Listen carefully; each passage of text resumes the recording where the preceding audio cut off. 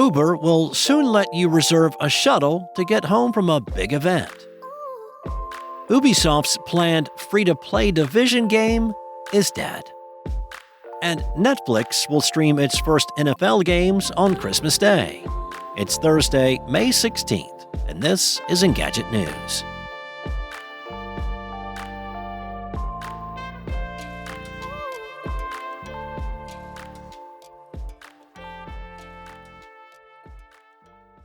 Google I/O isn't the only tech-adjacent event this week. Uber just held its annual Go Get event and announced a whole bunch of new features coming to the rideshare platform / taxi app / whatever you want to call it.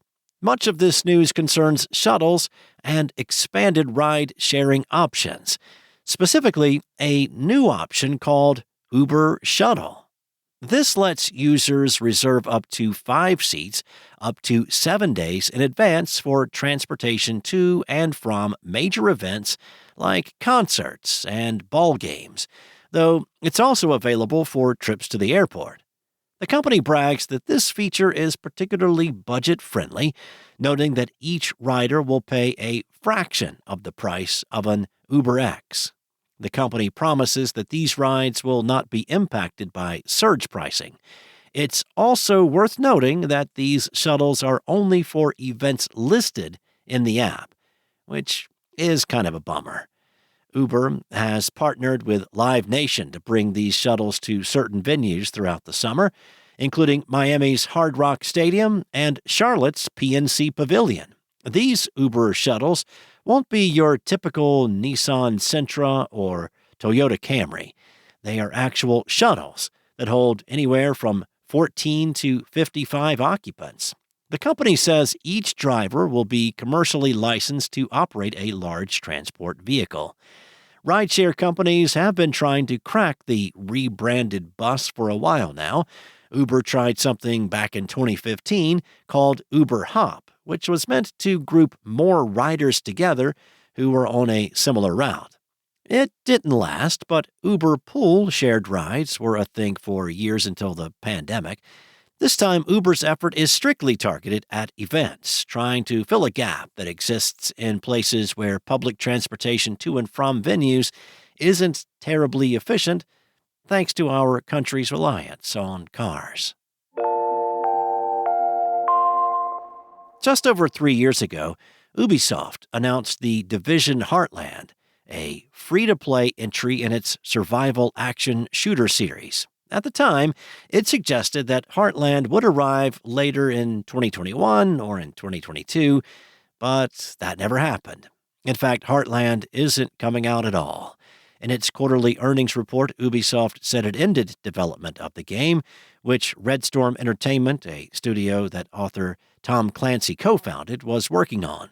Ubisoft is shifting resources to what it calls bigger opportunities, including other aspects of the Clancyverse in X-Defiant and the Rainbow Six series. Ubisoft canceled a number of games over the last couple of years to try and streamline its pipeline and reduce costs. It noted that it had reduced its headcount by more than 1,700 workers over 18 months to have 19,000 employees at the end of March.